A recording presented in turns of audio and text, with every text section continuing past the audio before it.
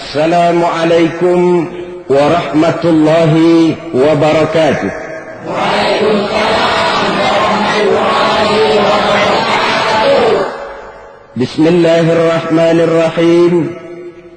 Alhamdulillahi rabbil alamin. Wassalatu wassalamu ala asyrafil anbiya'i wal mursalin Sayyidina wa maulana Muhammadin وعلى آله وأصحابه المجاهدين الطاهرين أما بعد. Saudara-saudara kaum muslimin rahimakumullah, setiap orang dalam kehidupan ini selalu berusaha mencari sesuatu yang bernama bahagia. Setiap hari sejak matahari terbit di sebelah timur yang disambut dengan kicau murai di dahan dan kokok ayam di kandang, dunia ini penuh dengan berbagai macam kesibukan. Sejak dari petani yang turun ke ladang, pedagang yang berangkat ke pasar, pelajar yang menuju sekolah, sampai kepada pegawai yang berangkat ke kantor, seluruhnya tidak lain untuk mencari sesuatu yang bernama bahagia. Setiap orang menginginkan kebahagiaan dan tidak seorang pun menginginkan kesengsaraan dalam kehidupan ini. Namun nyatanya tidak setiap orang yang ingin bahagia mengetahui jalan yang harus ditempuhnya untuk sampai kepada kebahagiaan itu. Maka pada kesempatan pertemuan kali ini saya ingin menyampaikan sebuah hadis dari junjungan kita baginda Nabi besar Muhammad sallallahu alaihi wasallam yang termuat dalam kitab Mukhtarul Ahadits An-Nabawiyah, di mana beliau bersabda, arba'un min sa'adatil mar'i. Ada 4 perkara yang merupakan tanda dari orang bahagia. Saya mau tanya, di antara saudara-saudara yang hadir di sini, apa ada yang kepengen jadi orang sengsara? Seluruhnya tentu ingin mendapatkan kebahagiaan. Maka menurut resep dari Nabi kita, tanda orang bahagia itu 4. Jadi kalau saudara ingin bahagia, harus mempunyai 4 perkara ini. Yang pertama, orang bahagia itu kata Nabi, darun wasi'un. Punya rumah biar bagus asal gede. Enak ngaturnya daripada sudah punya rumah kecil, adanya di pinggir kali, gubuk, kalau hujan bocor, miring lagi, kiamat. Loh, kalau gitu Islam materialis dong. Hadis ini boleh diartikan dengan makna hakiki, arti yang sebenarnya, boleh diartikan dengan makna majazi, arti kiasan. Kalau dia diartikan dengan arti kias, maka yang dimaksud darun wasi'un ay qalbun wasi'un. Rumah yang luas tidak lain daripada hati yang lapang. Karena di situ kunci kebahagiaan yang sebenarnya. Walaupun kita cuma tinggal di petak berukuran 2 kali 3 meter, kalau hati kita luas-luas rasanya rumah itu.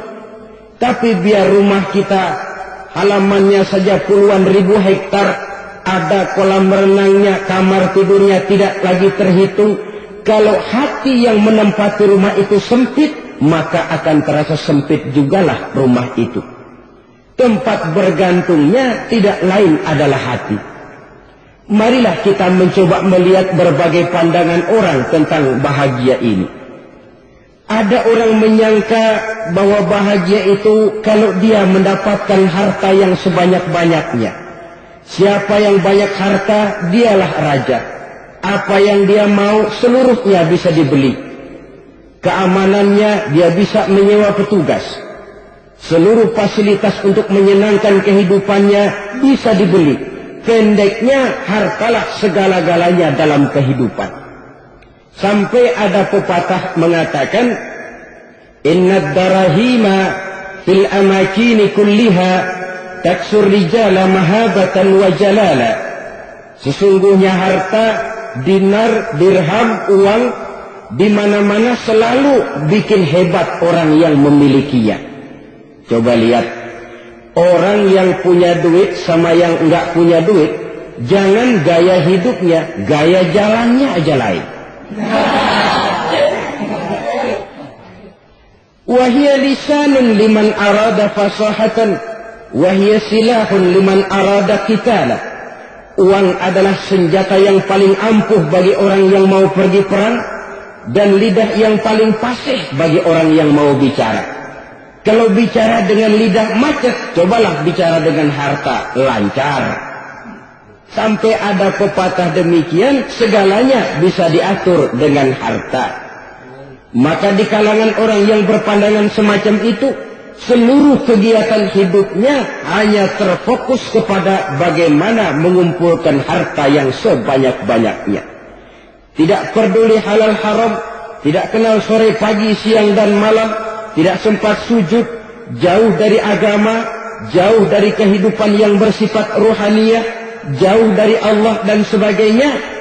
Sampai dalam Al-Quran dikelompokkan dalam kelompok yang dinamakan lumazah. Allazi jama'a malahu wa 'addadah yahsabu anna malahu akhlada. Mereka mengumpul-ngumpulkan harta sebanyak-banyaknya dan menyangka bahwa harta yang banyak itu dapat mengekalkan hidupnya, mengekalkan kekayaannya, mengekalkan kebahagiaannya. Saudara hadirin yang berbahagia, kalau pandangan hidup ini benar, artinya kalau harta memang merupakan satu-satunya hal yang dapat membuat orang bahagia, tentu di rumah mewah tidak akan pernah ada tangis derita. Tentu di satu tempat di mana fasilitas hidup serba menunjang tidak ada yang namanya penderitaan. Tapi suka dan duka, sedih dan gembira, senyum dan tawa adalah milik setiap orang, baik dia punya harta maupun dia tidak punya harta. Nyatalah bahwa harta semata-mata bukan merupakan jaminan bahwa orang akan bahagia, walaupun tanpa harta orang sulit untuk bahagia. Saya mau cerita, ada orang super kaya, namanya Aristotle Onassis, raja tanker Yunani. Dia punya kapal tanker saja konon sampai 11 banyaknya. Punya perusahaan penerbangan yang disebut Olympic Airlines. Punya hotel di berbagai kota besar di dunia ini, sejak dari New York, London, Paris, Rome dan sebagainya. Bahkan punya pulau yang dia namakan Pulau Scorpio. Ini kan namanya sudah kaya nggak tanggung-tanggung, punya pulau. Nah, dia punya 2 orang anak, yang satu laki-laki namanya Alexander, yang satu perempuan namanya Maria Onassis. Seluruh harapannya tertumpah kepada anak lakinya Alexander ini, yang akan meneruskan usahanya, meneruskan kekayaannya, meneruskan dinastinya. Apa yang terjadi? Ternyata anak yang dia harapkan yang bernama Alexander ini mati muda dalam kecelakaan pada waktu dia olahraga. Apa olahraganya? Namanya olahraga anak orang kaya, golongan jet set. Olahraganya olahraga pesawat terbang. Jatuh.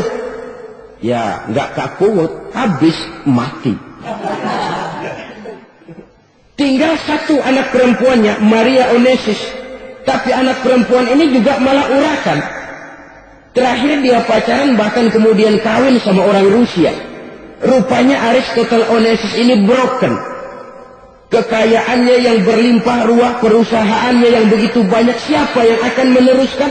Siapa yang akan menggantikan? Sampai kemudian dia mengurung diri di Pulau Scorpio dan mati di sana secara mengenaskan.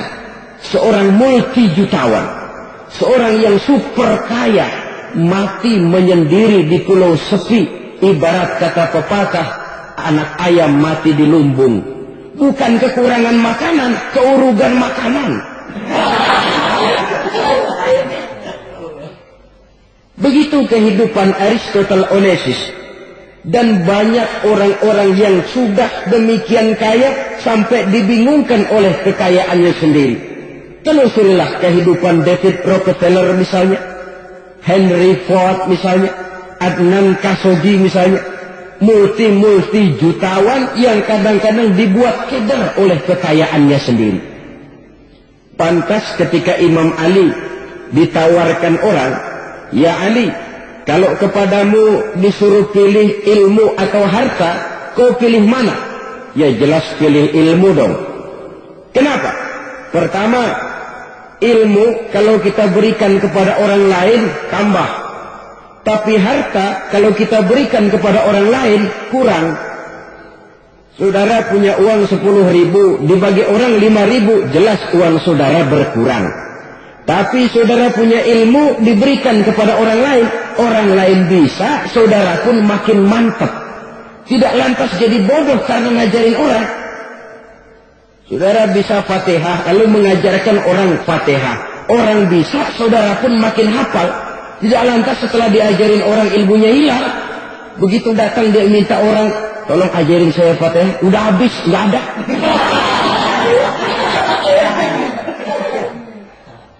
Yang kedua kata Imam Ali, ilmu menjaga kita.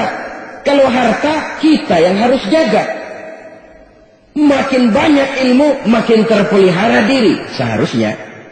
Tetapi makin banyak harta makin bingung kita jaganya. Sampai kadang-kadang kalau perlu seluruh keliling rumah dipasangi alarm.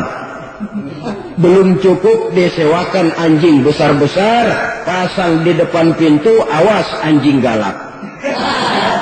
Masih belum cukup juga cari centeng tukang-tukang keprut jaga rumah. Masih terasa belum aman, padahal rumahnya dikelilingi tembok besar.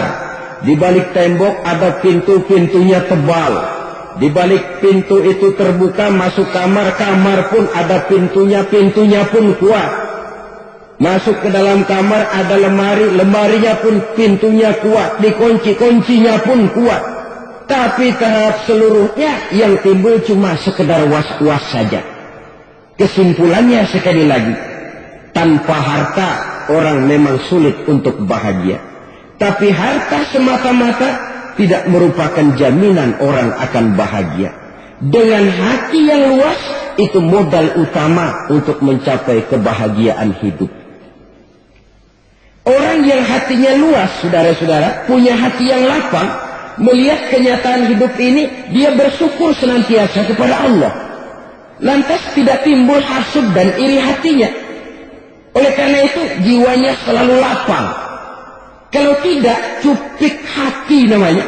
Dangkal pandangan, tidak senang melihat orang lain dapat nikmat, dan itu sering dijadikan contoh. Kalau orang yang lapang dada, dia lihat tetangganya beli TV baru, dia berkata, "Alhamdulillah ya, tetangga kita beli TV, mudah-mudahan kita bisa ikut nonton." Lapang dadanya. Tapi orang yang sempit hati, lihat tetangga beli televisi, meriang. Enggak diapa-apain, meriang. Besoknya dengar tetangga beli motor, makin sakit, ke rumah sakit. Kalau di rumah sakit dengar tetangganya beli mobil, mati. Disiksa oleh perasaannya sendiri. Orang kalau hati sudah sempit dalam hidup, kemanapun dia pergi, sempit rasanya medan kehidupannya. Kemudian kita melihat juga ada orang yang menilai bahwa bahagia itu katanya kalau punya kedudukan yang tinggi, pangkat yang agung, wibawa yang besar. Mungkin betul, tapi mungkin juga tidak. Bergantung kepada hati orang yang punya pangkat itu. Sama dengan harta tadi. Harta akan membawa bahagia kalau dia jatuh ke tangan orang yang berhati lapang. Tapi harta akan jadi bencana kalau jatuh ke tangan hati orang yang sempit. Pangkat akan membawa bahaya kalau jatuh di tangan hati orang yang sempit. Lebih dari itu, kenyataan mengajarkan kepada kita bahwa ternyata pangkat dan jabatan tidak selamanya memberikan kebahagiaan dalam kehidupan. Bahkan resikonya kelewat besar. Beberapa bukti kita bisa ambil dari para pemimpin dunia yang menjadi korban lantaran pangkat dan jabatan yang disandangnya. Saudara ingat Presiden Abraham Lincoln dan John Kennedy dari Amerika? Dibunuh orang. Park Chung-hee dari Korea Selatan, Ziaur Rahman dari Bangladesh, Anwar Sadat dari Mesir, terakhir Indira Gandhi dari India, menjadi korban dari pangkat dan jabatan yang disandangnya dari orang-orang yang tidak senang dia memegang jabatan itu. Dia akan mudah mengundang bencana, sehingga pantas kalau seorang presiden terkemuka Amerika, Harry Truman namanya, dia mengatakan jabatan presiden itu, kata dia, seperti orang nunggang macan, naik macan, harus kita taiki, kalau enggak dia bakal merekam kita, ngeri katanya. Adapun orang yang hatinya lapang, kalau dia menerima pangkat dan jabatan, dianggapnya itu satu kesempatan untuk berbuat baik.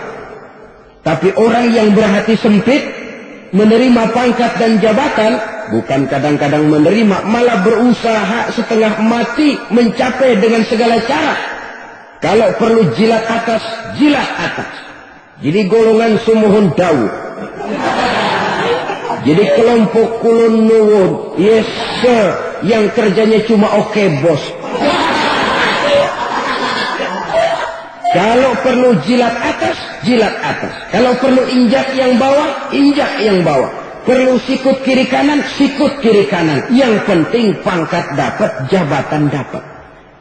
Orang yang semacam ini, kalau sudah mempunyai pangkat dan jabatan, biasanya dia tidak menganggap itu sebagai amanah, tidak menganggap sebagai kesempatan berbuat baik, tapi malah kesempatan untuk memperturutkan hawa nafsunya yang dilatar belakangi oleh kesempitan hatinya tadi. Apalagi kalau orang memperoleh pangkat karena banyak mengeluarkan uang, seakan-akan pangkat dan jabatan itu sekarang macam proyek, pakai tender. Siapa yang berani bayar segini, naik. Nggak berani, minggir.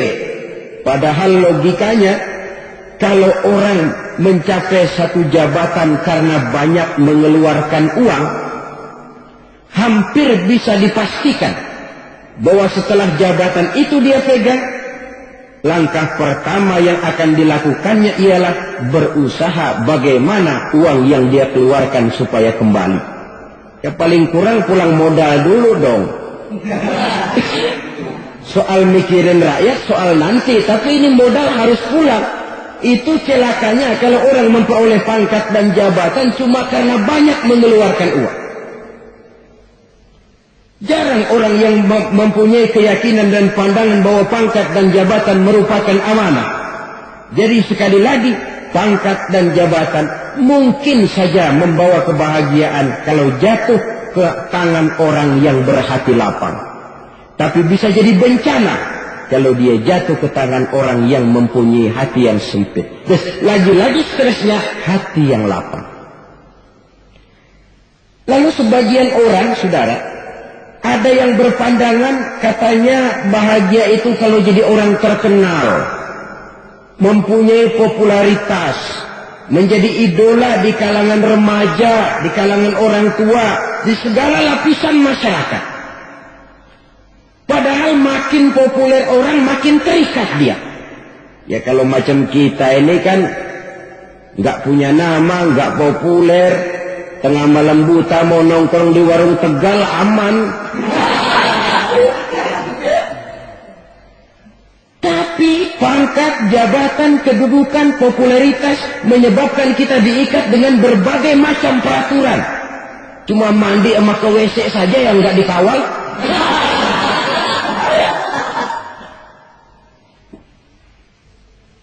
Benarkah popularitas, ketenaran membawa kebahagiaan? Mungkin. Ya, tapi mungkin juga tidak. Kenapa? Banyak orang-orang populer yang mengakhiri hidupnya secara tragis. Kita ambil beberapa nama. Di Amerika tahun 60-an ada bintang seksi paling terkenal yang dijuluki seks bom seks. Sampai sekarang jadi legenda, namanya Marilyn Monroe.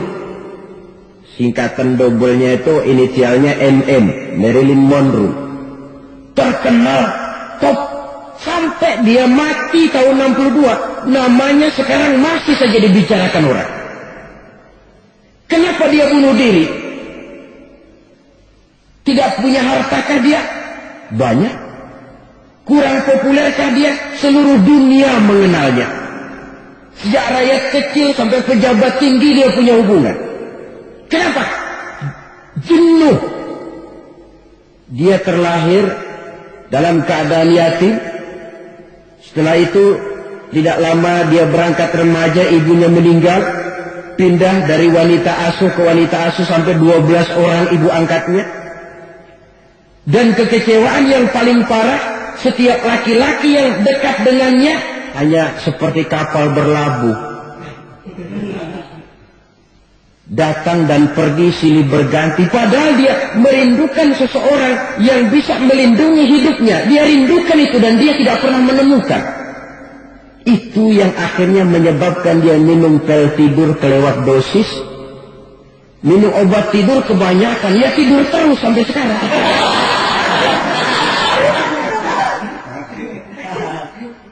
Dia mengakui, saya telah memiliki ketenaran, tapi saya tidak pernah hidup dalam ketenaran itu. Saya pandai main sandiwara, tapi saya ingin hidup dalam alam yang real sebagaimana umumnya orang.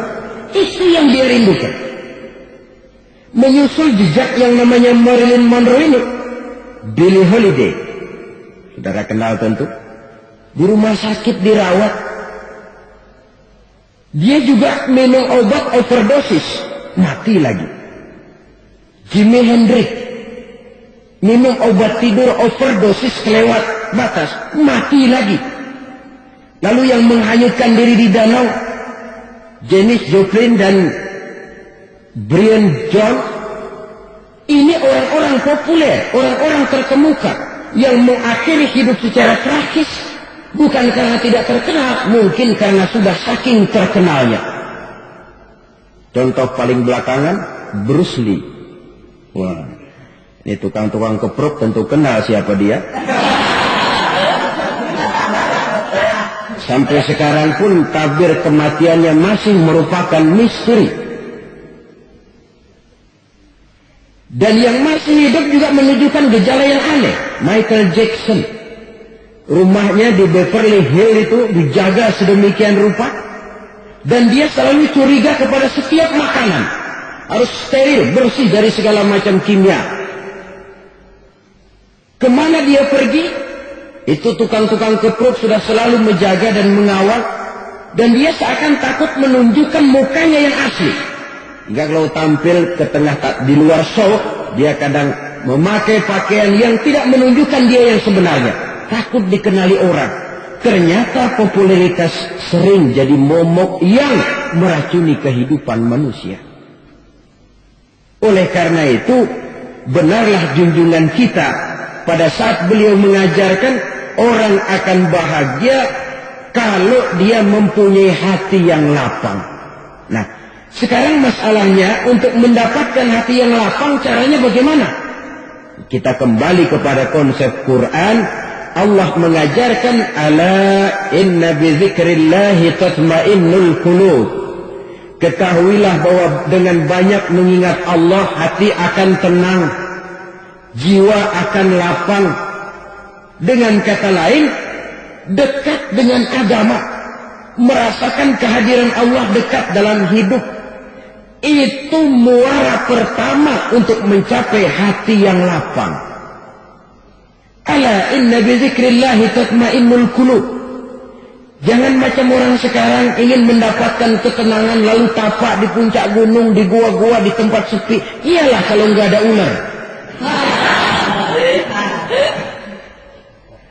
Kalau tergigit ular berbisa, ketenangan belum, mati jelas itu. Islam positif. untuk mendapatkan ketenangan. Ala inna bizikrillahi tatma'innul qulub. Bahwa ketahuilah bahwa dengan banyak mengingat Allah, hati akan tenang, jiwa akan lapang, nuansa pikiran akan luas. Karena yang namanya bahagia ada dimanapun manusia berada. Di kampung ada bahagia, di kota ada bahagia. Di ngarai, di lembah, di gunung, di hutan, di lautan, di angkasa luar. Dimanapun bahagia itu ada kalau kita bermodalkan hati yang lapang ini. Dan hati akan lapang kalau kita dekat dengan agama. Dekat dengan harta buat sementara hati mungkin tenang. Tapi ketenangan yang relatif dan temporer. Apalagi orang tiap kali tambah harta, tiap kali tambah rencana. Itu wajar. Mungkin sebelumnya saudara berpikir, kalau punya duit 5.000 enak nih. Begitu punya duit 5.000, aduh sayang kalau 10.000 aja. Tiap kali tambah harta, tiap kali lain rencana. Makin banyak rencana, makin menjauhkan kita dari yang namanya ketenangan. Padahal ketenangan merupakan unsur utama untuk mencapai bahagia. Dan ketenangan itu bermuara dalam hati manusia. Tengoklah kehidupan ini. Orang yang banyak harta dengan orang miskin, berbedakah rasa sakit yang mereka tanggungkan? Rasanya tidak. Walaupun si kaya tidur di kasur empuk berselimutkan sutra mahal, sementara si miskin meringkuk di balai bambu yang keras dan kasar. Apabila maut datang, dia juga tidak pernah pilih bulu. Maut datang menyebut si kaya di singgasana keemasannya, dikelilingi oleh para pengasuh, dayang dan inang serta para pengawal. Dan maut pun datang menjemput si miskin papa, sehingga ia tergelepar di tepian jalan. Kedua-duanya bernama mati. Kalau nyata bahwa sakit yang ditanggung si kaya tidak beda dengan sakit yang ditanggung si miskin, bukan harta semata yang membuat orang bahagia. Hati yang tenang, jiwa yang lapang penuh kedamaian, karena banyak berzikir dan mengingat Allah, itu merupakan modal utama untuk mencapai sesuatu yang bernama bahagia.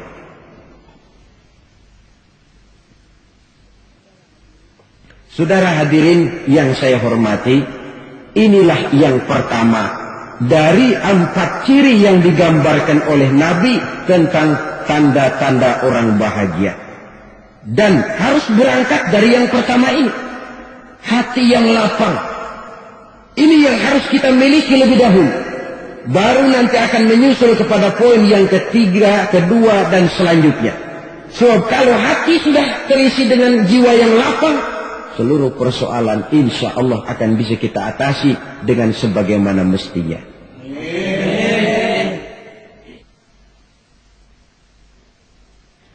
Yang kedua sekarang, tanda orang bahagia menurut baginda Nabi, markabun syariah. Orang bahagia itu, kata beliau, punya kendaraan biar cepat asal lancar. Artinya kemana dia mau pergi mudah. Apa maksud hadis ini? Kalau kita kaji lebih dalam, kendaraan itu kan alat transportasi. Transportasi tidak lain adalah usaha memudahkan komunikasi. Pindah dari situ kepada teori bahwa manusia adalah zon politik, makhluk bermasyarakat yang tidak bisa memenuhi kebutuhan hidupnya secara sendirian. Kita memerlukan keberadaan orang lain dalam kehidupan ini. Untuk memakai baju saja kita sudah perlukan petani yang tanam kapas, pabrik yang memintal kapas jadi benang, pabrik yang menenun benang jadi kain, sampai kepada mesin jahit. Yang kedua sekarang, tanda orang bahagia menurut baginda Nabi, markabun syariah. Orang bahagia itu, kata beliau, punya kendaraan biar cepat asal lancar. Artinya kemana dia mau pergi mudah. Apa maksud hadis ini? Kalau kita kaji lebih dalam, kendaraan itu kan alat transportasi. Transportasi tidak lain adalah usaha memudahkan komunikasi. Pindah dari situ kepada teori bahwa manusia adalah zon politik, makhluk bermasyarakat yang tidak bisa memenuhi kebutuhan hidupnya secara sendirian. Kita memerlukan keberadaan orang lain dalam kehidupan ini. Untuk memakai baju saja kita sudah perlukan petani yang tanam kapas, pabrik yang memintal kapas jadi benang, pabrik yang menenun benang jadi kain, sampai kepada mesin jahit, sampai kepada tukang jahit. Itu cuma untuk memakai pakaian saja. Tidak seorang pun di antara kita yang sanggup memenuhi kebutuhan hidupnya secara sendiri. Kita perlu orang lain. Maka kebebasan dalam arti mutlak, kebebasan tanpa batas, itu tidak mungkin ada dalam kehidupan. Karena kita mengadakan yang disebut interaksi sosial. Setiap kegiatan kita tentu melibatkan orang lain. Menurut kita barangkali kita bebas jalan di jalan raya semaunya, tapi orang lain berkendaraan pun merasa bahwa ini ada juga jalan haknya, dan begitu selanjutnya. Oleh karena itu, maksud dari kendaraan yang cepat ini adalah khulaqa'uhu ma'as solihin. Lingkungan pergaulannya terdiri dari orang-orang soleh. Pergaulannya luas. Kemana dia pergi ada temannya. Kesulitannya ada tempat dia cerita. Dan kesulitan kalau sudah diceritakan kepada orang lain, taruh kata orang itu tidak bisa menolong, namun menceritakannya kepada orang yang kita percayai, kan paling kurang sudah mengurangi beban jiwa, mengurangi tanggungan batin, merasa masih ada tempat kita cerita. Maka lebih baik orang awam yang mau bergaul ketimbang orang setengah alim tapi ngunci pintu. Sebab nantinya akan timbul sikap picik, cuplik pandangan, dan tidak luas menghadapi kenyataan dalam kehidupan ini. Namun yang harus kita garis bawahi, pergaulan memang mesti luas.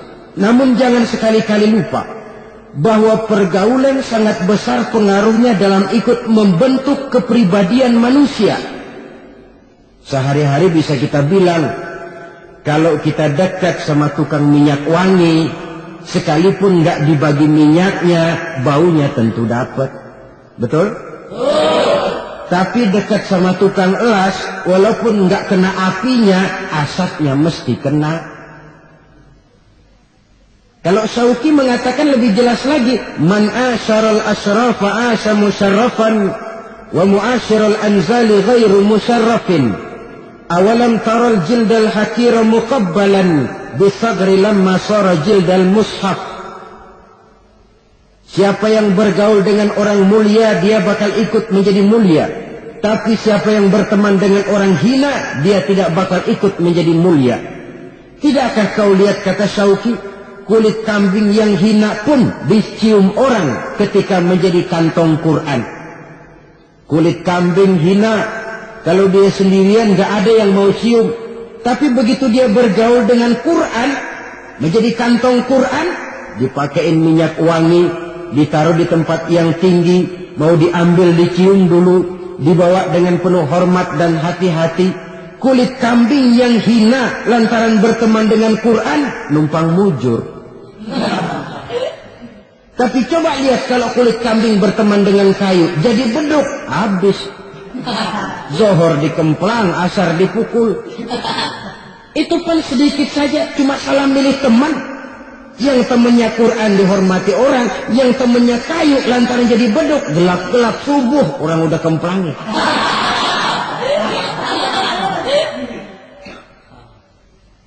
Maka terutama kepada adik-adik remaja yang masih mencari identitas diri, yang ibarat kaset masih kaset kosong, mudah diisi oleh apapun, pandai-pandailah memilih teman dalam bergaul. Karena banyak orang yang tadinya baik-baik, ketika terseret dalam pergaulan dengan orang yang tidak baik, kebaikannya menjadi lentur dan luntur. Tapi berapa banyak bajingan-bajingan tengik, orang-orang yang berlumur noda dan dosa, tiap hari melakukan maksiat, namun bergaul dengan orang yang baik-baik. Pada akhirnya sedikit demi sedikit, beringsut dan beransur, dia terbiasa mengikuti kebaikan-kebaikan. Saya tekankan ini kepada remaja karena mereka masih mencari identitas diri. Apa yang mereka lihat mereka mau, apa yang mereka dengar mereka ingin tahu. Coba lihat kehidupan remaja. Pulang nonton film Rambo, pengen jadi Rambo, gagah, maunya melekai melulu. Pulang nonton film Superman, pengen bisa terbang. Pulang nonton India, nyanyi melulu. Wajar, mereka masih mencari identitas diri. Saya ini sebenarnya siapa? Lingkungan, pergaulan akan membentuk itu. Karena itu pandai-pandailah bergaul, karena ia sangat besar pengaruhnya dalam ikut membentuk kepribadian manusia. Apalagi sifat yang jelek lebih cepat menularnya ketimbang sifat yang baik. Sifat yang baik, watak yang soleh itu lambat sekali untuk menular. Tapi yang tidak baik, kan prosesnya mah kalau remaja biasanya mula-mula dengar. Karena dengar lalu pengen tahu. Karena pengen tahu lalu ngeliatin. Begitu ngeliatin kan pengen nyobain. Setelah nyobain ketagihan. Nah, ini prosesnya. Yang namanya ganja, morfin, narkotik, awalnya kan begitu. Mula-mula dengar, katanya kalau sudah fly to the sky, sudah melayang ke langit, katanya disitulah puncak kebahagiaan. Mulanya cuma dengar. Karena dengar, pengen tahu. Karena pengen tahu, lalu ngeliat, kumpul sama orang yang suka ngeganja. Setelah ngeliat, lah pengen ngerasain. Begitu ngerasain, enak juga. Ketagihan. Kalau sudah ketagihan jadi penyakit kronis, bisa merembet kepada yang lain. Iya, kalau orang tuanya mampu untuk beli morfin, beli ganja. Kalau tidak kan pikirannya ngayap. Jemuran siapa ya gue sabet. Timbullah perbuatan-perbuatan negatif yang bermula dari salah pergaulan. Apalagi buat adik-adik remaja yang tinggal di kota-kota besar, yang pengaruh budaya, pengaruh kesenian, pengaruh struktur kehidupan yang nampak makin individualistis, di mana persaingan tajam, tensi ekonomi tinggi, orang mudah mengalami stres. Pandai-pandailah dalam bergaul, sekali lagi, karena ia sangat besar pengaruhnya dalam ikut membentuk kepribadian manusia. Orang bahagia punya kendaraan yang cepat, artinya punya pergaulan yang luas, dan lingkungan pergaulannya terdiri dari orang-orang yang soleh. Kemana dia pergi, ada teman. Kesulitannya, ada tempat dia cerita. Tapi kalau sudah menyendiri, hidup sendiri, kesulitan dipikiri sendiri, bisa mati belum waktunya. Tidak ada tempat berbagi rasa. Tidak ada tempat bercerita, tidak ada tempat mengurangi beban dalam kehidupan. Pantas betul kalau Islam sangat menggalakkan dan menganjurkan orang kalau sudah sampai waktunya itu untuk melangsungkan nikah. Kata Nabi, ya ma'syarasy syabab, man istata'a minkumul ba'at falyatazawwaj. Hai para pemuda, kalau sudah mampu memberi nafkah, kawinlah, nikahlah kamu. Kenapa? Sudah ada teman hidup, tempat berbagi rasa. Kesulitan kalau ada tempat cerita akan lebih ringan ketimbang kita telan sendiri, walaupun bobot kesulitannya sama beratnya. Saudara-saudara kaum muslimin rahimakumullah, inilah ciri yang kedua, punya kendaraan biar cepat asal lancar. Kemana kita mau pergi gampang. Dengan kata lain, setelah hati yang luas, pergaulan yang luas. Dua. Yang ketiga sekarang, tanda orang bahagia itu menurut Nabi, misbahun mudhi'un, punya lampu yang terang. Oh, itu nggak problem. Sekarang sudah zamannya listrik masuk desa, Pak. Lampu sudah terang semua. Betul, kalau itu yang dimaksud. Tapi tidak cuma itu. Karena lampu yang dimaksud di sini, lampu yang akan menerangi seluruh perjalanan hidup. Dan perjalanan hidup itu sudah dimulai sejak kita terlahir ke alam ini, sampai masuk ke alam barzakh, kumpul di padang mahsyar, sampai ke akhirat. Lampu yang menerangi itu yang diperlukan. Kalau lampu, katakanlah yang paling top sekarang kan lampu jenis Mercury. Taruhlah itu di rumah kita, dia cuma menerangi rumah kita. Menerangi hati pun tidak sanggup. Bila kita masuk ke alam barzakh, alam kubur, sanggupkah si Mercury yang begitu terang menerangi alam barzakh kita? Tidak sanggup lagi. Sanggupkah lampu yang ratusan watt, bahkan puluhan ribu watt menerangi kehidupan di padang mahsyar? Tidak akan sanggup lagi. Kalau demikian yang dimaksud lampu yang terang di sini apa? Tidak lain amal saleh, kebajikan yang kita lakukan dalam hidup. Itu yang akan jadi lampu penerang. Di dunia nama kita akan terang. Jasad kita boleh hancur terkubur tanah, tapi nama kita akan dikenang orang. Begitulah kalau orang meninggalkan kebajikan dalam hidup seperti sekarang. Ribuan orang tiap saat berziarah ke kubur Imam Syafi'i, ke kubur Imam Malik, ke kubur Imam Ghazali, ke kubur orang yang baik-baik, orang yang soleh-soleh. Kebajikannya yang ditinggalkan, yang mengukir namanya dengan tinta emas. Sehingga saudara sudah terbaring di alam kubur. Orang lewat, Allah ini kuburannya Fulan bin Fulan. Dulu ini kebaikannya Masya Allah. Saya ikut merasakan. Mari kita mampir sebentar, kita Fatihah. Mohon disampaikan Allah pahalanya kepada almarhum. Al-Fatihah. Itu kalau orang baik-baik. Lalu saudara tanya, Pak, orang mati dikirimin Fatihah apa nyampe pahalanya? Saya jawab, kalau saudara nggak percaya, mati dulu dah. Nanti saya Fatihain, tungguin di sana. Umpama nggak sampai, balik lagi kemari. Oh, sekarang ini kan maunya otak-otakan saja. Kalau nggak masuk otak, nggak percaya. Padahal alam gaib itu nggak bisa diotak-otakin. Sama saja dengan saudara pernah dengar cerita kapal tanpa emas tenggelam kan? Pernah nggak? Di mana? Di laut Masalembo. Begitu ketampung emas tenggelam, ratusan penumpang itu terjun ke laut, dipermainkan gelombang, berjuang menghadapi maut itu. Orang lagi timbul tenggelam di lautan, dihantam ombak, kita tengokin pakai helikopter. Pak, lagi timbul tenggelam ya?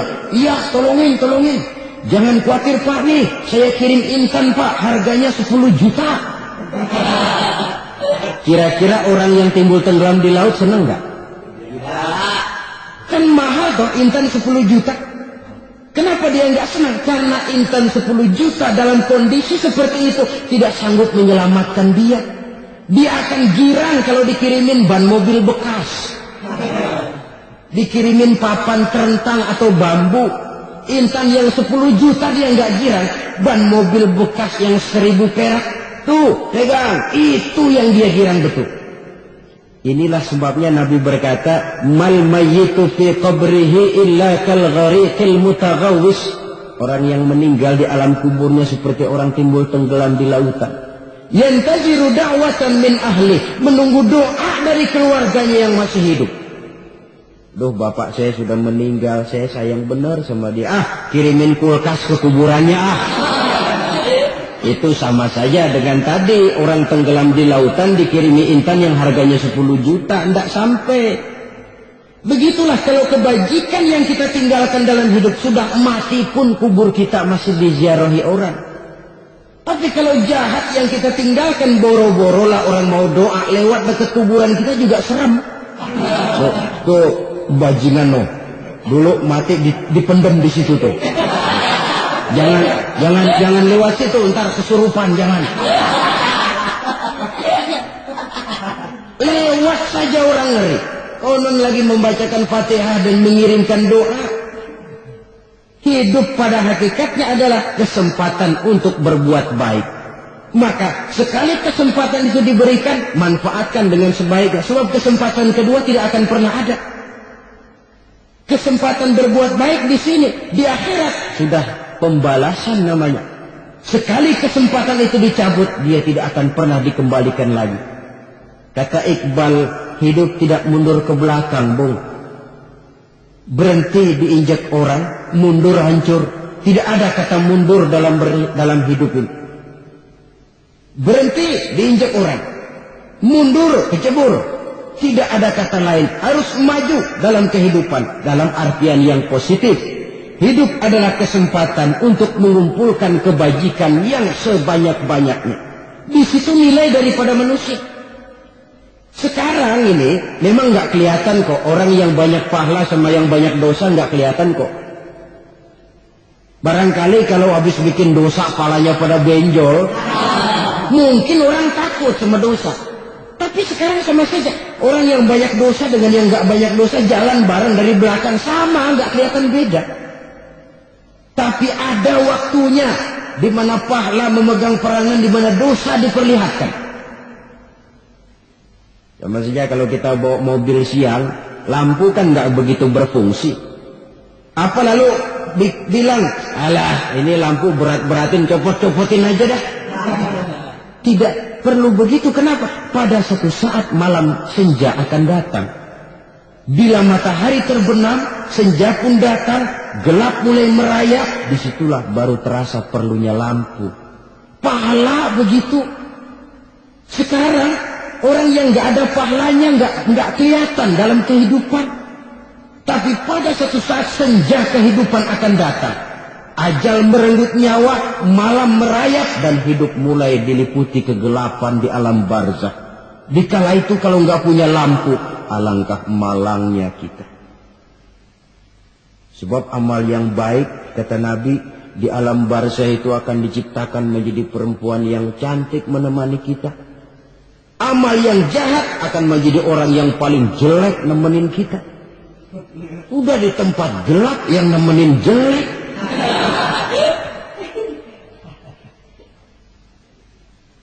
Kaum muslimin rahimakumullah.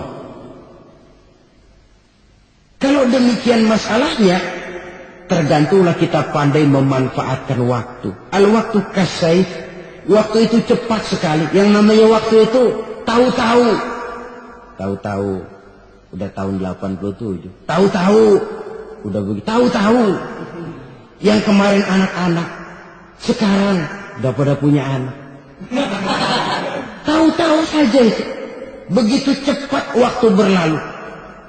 Kalau tidaklah pandai kita memanfaatkannya, akan rugi kita. Nabi bersabda, "Man kana yaumuhu khairun min amsihi fahuwa rabih."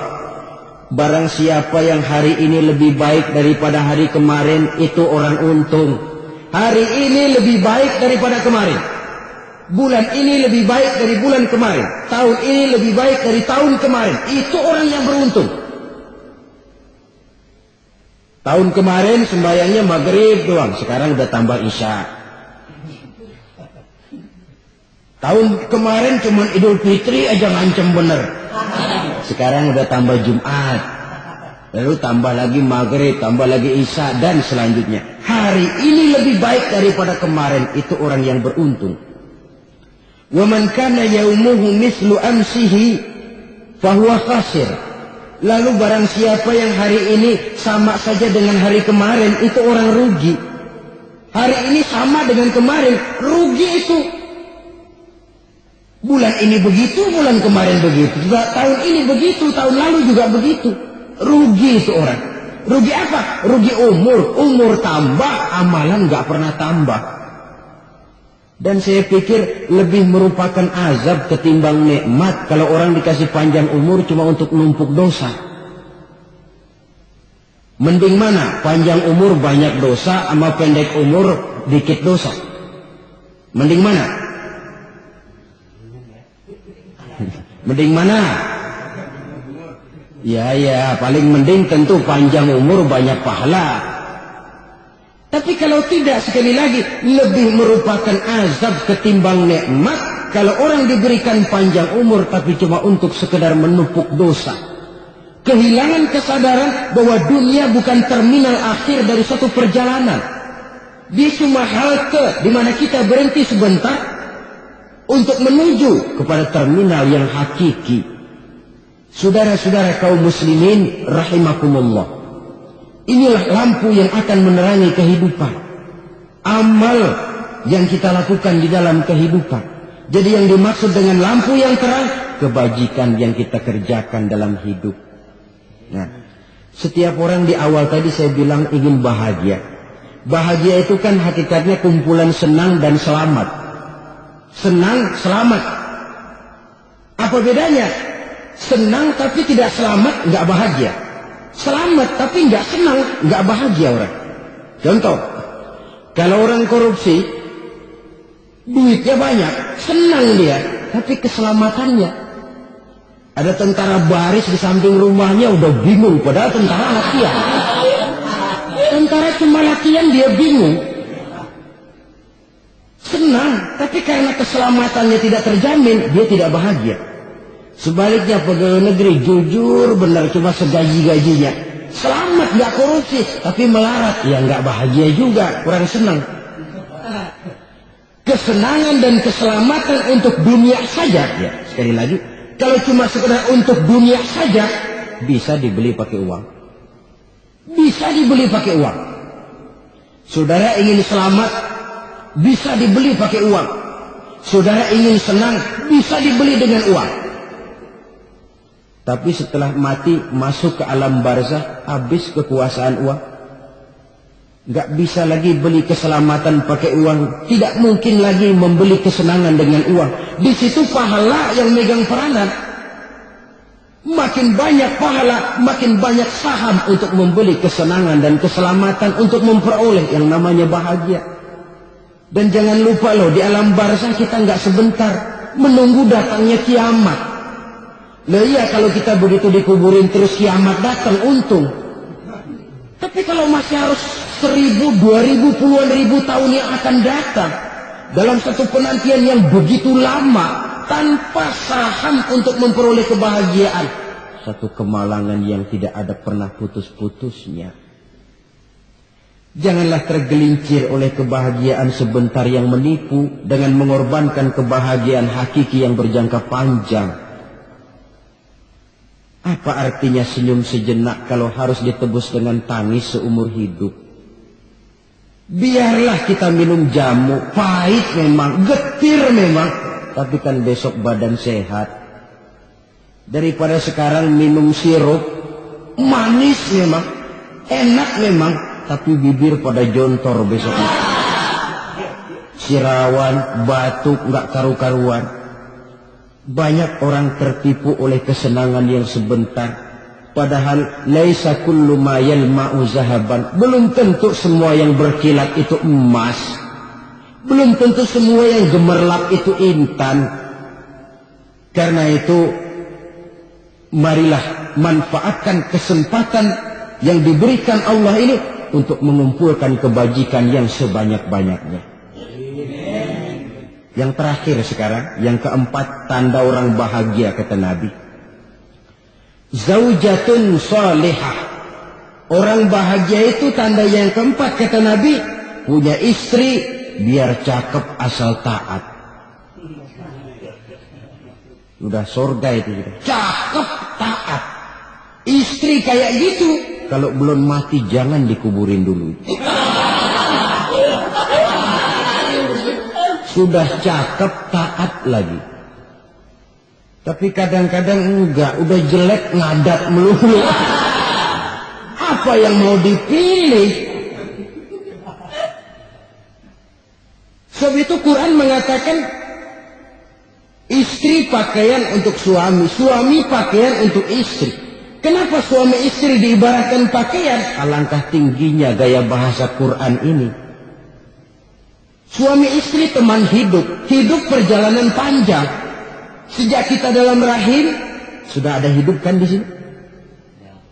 Sampai ke alam dunia, masuk ke alam barzakh, kumpul di padang mahsyar sampai menuju akhirat, itu perjalanan hidup.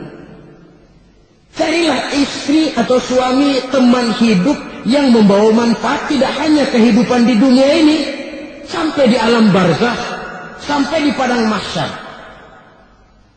Suaminya mungkin meninggal lebih dulu atau istrinya mungkin meninggal lebih dulu, tapi suami atau istri yang masih hidup berbuat kebajikan. Suami saya meninggal, ada hartanya, saya sedekahkan, niat pahala untuk almarhum suami saya. Ini teman hidup. Tidak dibatasi dan tidak bisa dipisahkan oleh maut sekalipun. Zohirnya mungkin pisah, badannya mungkin pisah, tapi hatinya, jiwanya, kebersamaannya dalam menghadapi kehidupan. Karena itu, saudara-saudara, bahasa Quran indah. Suami istri diibaratkan seperti pakaian.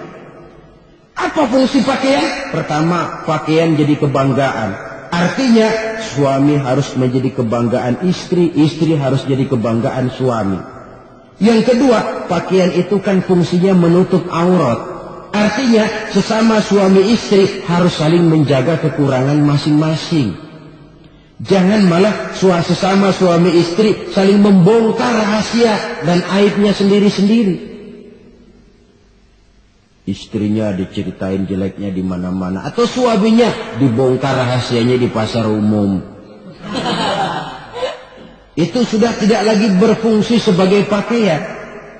Kenapa semua ini diperlukan? Karena kita menyadari bangsa yang baik terdiri dari masyarakat yang baik. Masyarakat yang baik merupakan susunan dari warga yang baik. Warga yang baik adalah terdiri dari rumah tangga yang baik. Dan rumah tangga yang baik merupakan susunan dari pribadi yang baik. Dari situ langkah dimulai. Membangun satu bangsa yang baik diawali dengan membangun rumah tangga yang baik, dengan menciptakan pribadi-pribadi yang baik. Sehingga dari sini diharapkan berkembanglah nilai-nilai kebaikan. Orang akan bahagia mempunyai istri yang soleh. Kenapa? Tidak ada seorang suami bisa sukses jadi apapun dia, apapun profesinya, dokterkah, kiaikah, mubalikah, petanikah, pengusahakah, pejabat tinggikah, tidak ada seorang suami yang bisa sukses tanpa peran serta istrinya. Walaupun memang peranan itu tidak begitu kelihatan, tapi sangat menentukan. Karena itu, saudara hadirin yang saya hormati, Islam sangat menghargai kaum wanita, memberikan kedudukan yang tinggi sepanjang tidak mematikan kodrat kewanitaannya. Nah, kalau sudah kesuksesan ini diawali dari rumah tangga, karir di masyarakat mudah untuk dikejar. Tapi keberantakan di rumah tangga merupakan kegagalan pertama di tempat lain. Nah, inilah saja yang dapat Al-Fakir sampaikan pada pertemuan kali ini. Terima kasih banyak atas segala perhatian. Mohon maaf atas segala kekurangan. Usikum wa nafsi bitaqwallah. Wassalamualaikum warahmatullahi wabarakatuh.